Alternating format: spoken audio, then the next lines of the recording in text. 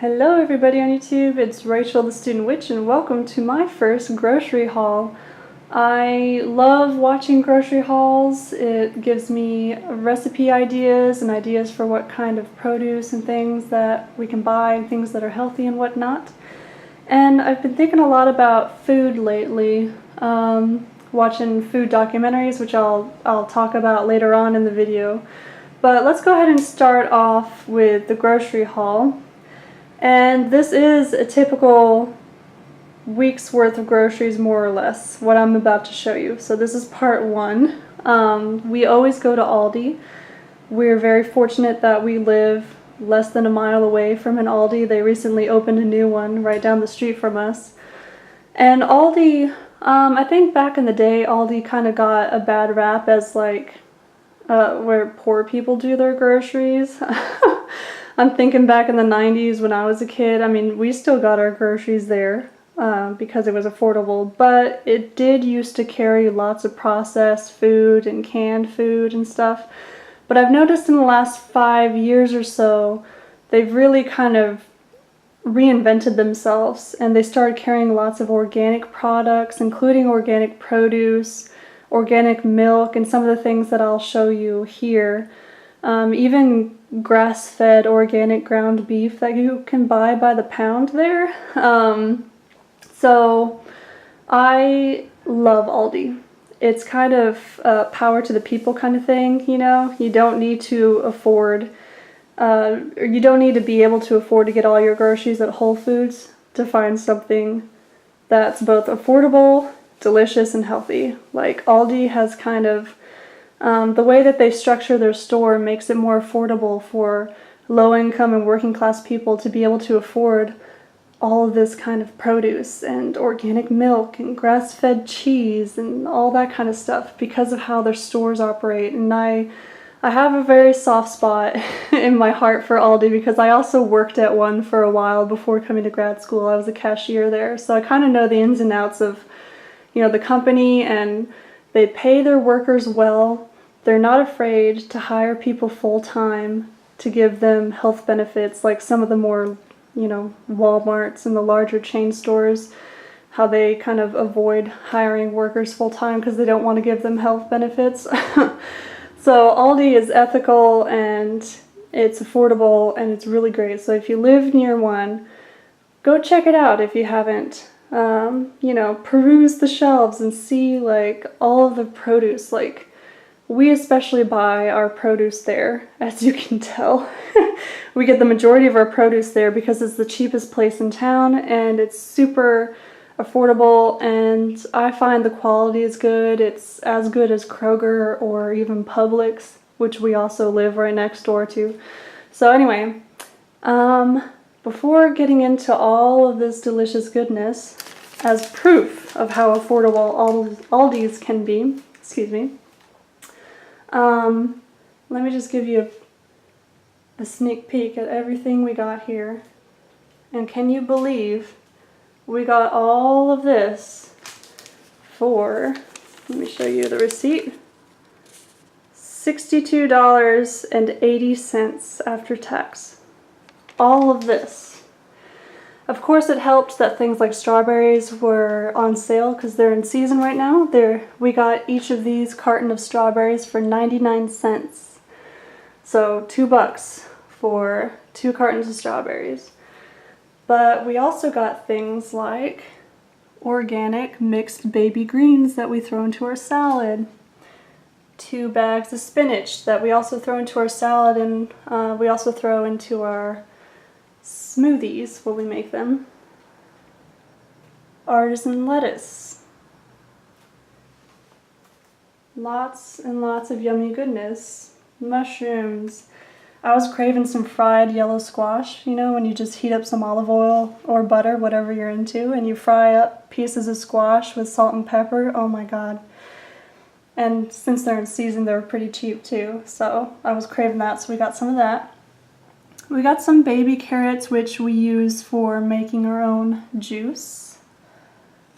We got some grass-fed cheddar cheese, Georgia peaches, pears, 2 bags of red delicious apples here. One bag is for our fruit salads in the morning, and the other bag is for making our homemade juice, because apples are fairly cheap, but they're full of juice. And for the smoothies, we got some coconut milk, and you can also get almond milk, organic almond milk, and organic regular milk there, which we only put this in our coffee, so that's why we get milk, and it's organic. Some organic brown rice, and apple cider vinegar. So yeah, we got all of this for $62.80. But that wasn't all we got. We also had to get some things at Kroger, which I'll show you here in a second. Alright, so here's everything we got from Kroger. Just little things that we can't easily find at Aldi.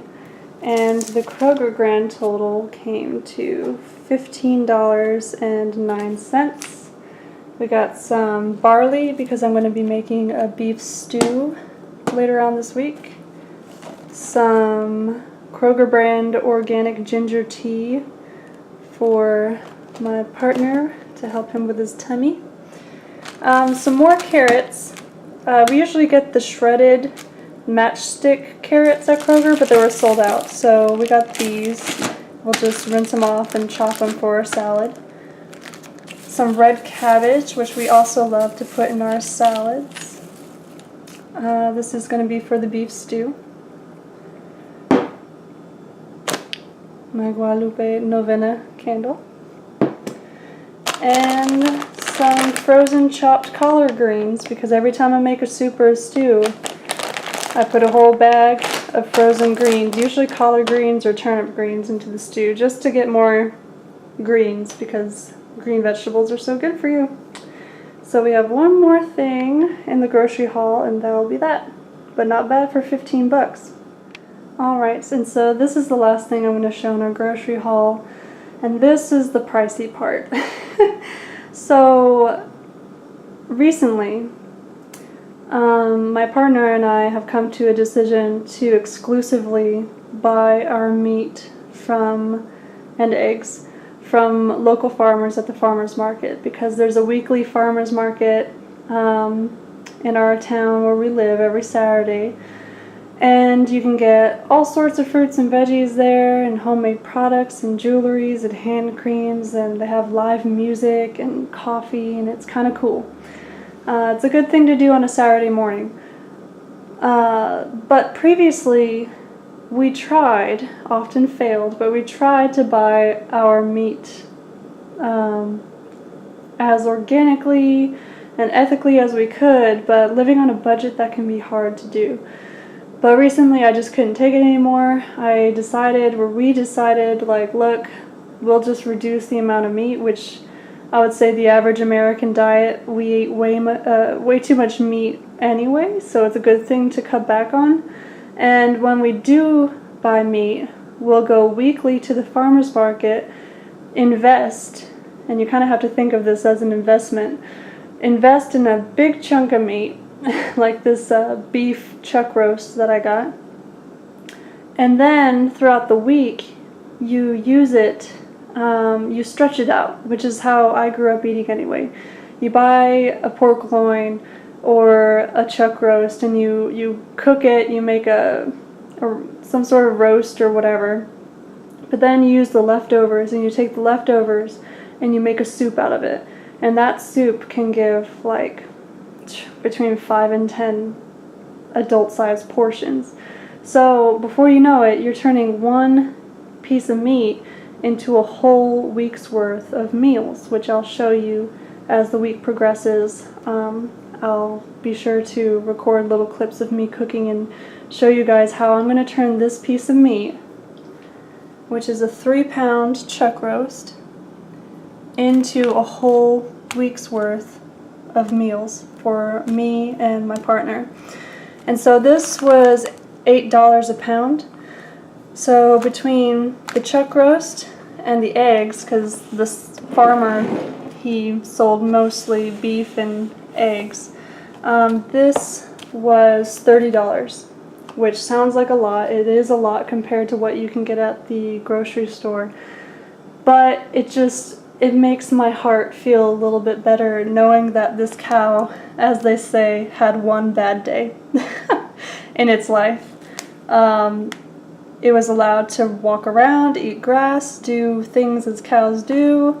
Plus, our money is going into a local economy, to local farmers, and that 30 pounds, or $30, is $30 less that's going towards the big box supermarket chains, right? It's $30 less going to the industrial meat and poultry industry that just is so unethical, it's disgusting, right? So, this means we're going to reduce the amount of meat, but we're increasing the quality. And we're also going to make it stretch and cover a whole week's worth of meals. And when I say a whole week's worth of meals, I'm talking about the main meal of the day, which for us is lunch, right? So, yeah, this comes from the Rose Creek Farm in Watkinsville, Georgia. And these are the eggs from them as well. Pasture raised, happy, wild, pecking around chickens. So yeah, it makes me feel better knowing that the animals are being well taken care of. We treated ourselves to some vanilla blueberry preserves, and this shit is delicious. They had little samples at the stand, and oh my god, it was so good. A little pricey. This little jar was $7, but every once in a while you gotta treat yourself. And it's made by someone local, right? And these tomatoes were, I think, $4 a pound. And these onions were about $3 a pound. So in total, it was about $45 at the farmer's market. I can't guarantee that we'll be able to afford to pay, $7 for preserves or buy our tomatoes every week at the farmer's market. But this week was special. It was our first time experimenting with this. But I do know that every week we will, if we want to eat meat, we're going to get it at the farmer's market. And the same goes for eggs. So that is our grocery haul. Now, let me show you some cooking. All right, what are we doing right now, my love? Well, I'm preparing the strawberries for the fruit juice. Yay! These are the strawberries we got on sale for 99 cents a carton. Yep. And we're going to make some at Aldi's. We're going to make some delicious juice. So I'll show you all the fruits and the carrots that we put in the juice here in a bit. Bye! Alright, I have sexy cameraman helping me out. So, come here, come closer. I can zoom in if you want. No? No, come closer. Okay. I'm gonna have to cut all this. Okay, so here in the kitchen we're about to make some juice. And can you show what kind of juicer we got? I think I mentioned in a previous video that we got this juicer probably 4 or 5 years ago, do you think? It's a Omega juicer, and it's called a masticating juicer, which means it kind of grinds the food up instead of the more common type of juicer that spins around and around and around. We opted for a masticating juicer. Do you remember how much this one was? $200. Around $200. So, the name of the game when you're making your own juice with this type of juicer is to start off with the softest fruit or vegetables, depending on whatever you're juicing. Start off with the softer stuff first, and then make your way to the harder, more fibrous stuff. So we're going to start with the oranges, then move on to strawberries, then we have a little bit leftover pineapple, and then in here we have apples. And then we're going to finish with the carrots and the ginger root. And if you're making fruit juice, I highly recommend adding just a little bit of ginger root because it just adds a perfect little zing to the juice. So here we go. Come back here, so it's going to be loud. and you just pop it in here. You have this little tool to help you shove it down.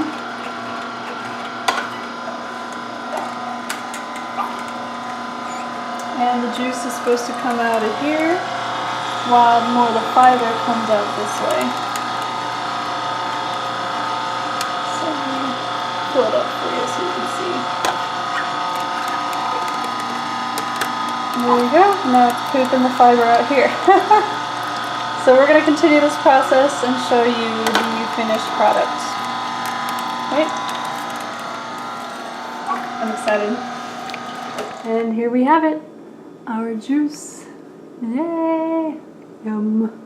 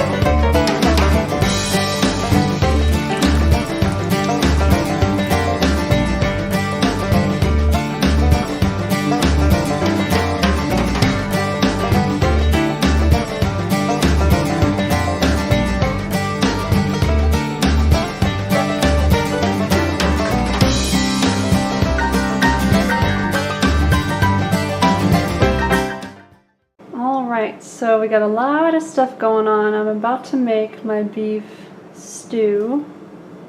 Let me just give you a general idea of what I got going on here. I'm hoping I'm including all the ingredients I'm going to use in this shot, so I can show you all of this and then the end product. But let's start here. So this is the leftover beef from the roast that I made. Not a lot, but you know, I'm making a stew, so I don't want it to be too heavy in the meat anyway. But this stuff, this is where the gold is at. This is all the drippings and the juices and the tomato sauce that I made, that I cooked the beef in when I made the roast the other day. So I saved all this. This stuff is gold right here.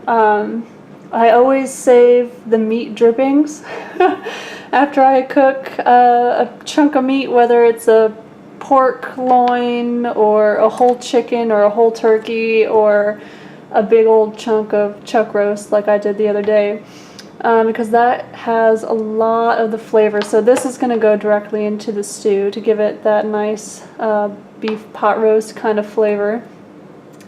And then in here, in my crock pot for the last, probably a little over 24 hours or so, I prepared bone broth. Now I took the bones out and I put the bones that were done in this container here. This is our organic garbage. So instead of throwing stuff into the garbage, the normal kitchen garbage pail that would normally collect flies and start to smell really bad, we freeze our organic garbage, and then someday when we have a house and we have our own garden, we can have our own compost bin or pile, and this would all go into the compost. But right now we live in an apartment, so we just freeze it to prevent flies and the smell, and then we just throw it out. So that is all the bones and stuff. But in that beef, that chuck roast that we bought, it had 2 pretty sizable bones, but then it had like a huge piece of what I think is cartilage going through it. And after throwing that into this bone broth that I made, that cartilage basically kind of melted and dissolved into that, which is really good because cartilage has lots of like collagen and minerals and stuff that's really, really good for you, good for your hair and skin especially. So I'm really happy with that. And that's why they always recommend that you buy knuckle bones or bones that have, or parts of the animal that have lots of cartilage when you're making your bone broth, because it's really healthy. It's good for your gut too, to heal things like leaky gut or whatever. And I'll actually include a little link up here to a video I did a long time ago about bone broth if you're curious about what I usually put in here. But in addition to the beef bone and the chunk of cartilage that I found in the chuck roast, I also put in chicken backs because a few weeks ago when my parents came down to visit, my mom brought down some frozen chicken backs from a farm that she does a lot of volunteer work for. So some friends of hers from church, some really close friends of hers from church, own a small family farm where they raise cows and sheep and chickens and stuff, and they also do a lot of like youth programs out there, like camping and stuff. So it's a really cool place, and they also sell and process their chickens for meat and also the eggs. And so my mom usually always gets a free chicken or so every once in a while, and she'll bring it down for us. So it was farm raised, pasture free, cage free, whatever, chicken backs that were frozen. So I thawed them out and put them in here to start the broth. And then just herbs and stuff. Just check out that recipe video that I had linked up here if you want to see what I usually try to put into my bone broth. But I try to make it, now that we have this big ass crock pot, I try to make it at least on a weekly or bi-weekly basis. And every time I cook a soup or a stew, I put bone broth in it. And then if there's any left over, you can freeze it in a container that's safe for the freezer, and just try to use it within a week or so. But yeah, I love bone broth. It makes soups and stews taste just so delicious, and it's full of minerals and it's really healthy for you. So anyway, bone broth is going in, leftover meat, drippings. This is cabbage. We got mushrooms, carrots, celery, a yellow bell pepper, onion. Got some leftover frozen peas that I'm going to throw in there, some frozen collard greens, a can of crushed tomatoes, and I'm going to throw in probably about half a cup of this barley just for the starch. You can leave the barley out if you're not a fan, or if you're trying to cut back on carbs and grains or whatever. Then here I got some garlic and olive oil. I'll turn on the heat and start throwing in these vegetables once that heats up. And just the herbs and spices I usually use for this kind of thing. This is from Trader Joe's, some herbs de Provence, which taste really good with beef or poultry actually. Some salt-free garlic and herb seasoning. Some garlic powder. We love garlic in this house if you can't tell already. A little bit of cumin to add a little depth to it, and pepper, and of course salt to taste. So that is what I'm about to tackle here in a second, and I'll show you the final product. Alright, so my kitchen is a mess, but so here I have our containers that once these cool we're going to freeze. This is all extra bone broth that I can put into future soups and stews and whatnot. This is our final product. I had to leave out the barley because my pot was running out of room. But as you can see, we have mushrooms and greens and peas and carrots and bell pepper, and there's a chunk of meat right there. And I'm about to eat a bowl of this and I'm so excited. So the barley question. Instead of leaving the barley out entirely, because I know my partner likes to eat the stew with some barley in it, I cooked it separately with a little bit of leftover bone broth that I had that's still kind of solidifying and cooking through right now. So the barley will be kept separate. I'll just take a scoop of it, throw in a bowl, and then add this, and that'll be that. So yeah, that is how I made one piece of chuck roast into enough meals for our lunches throughout the week.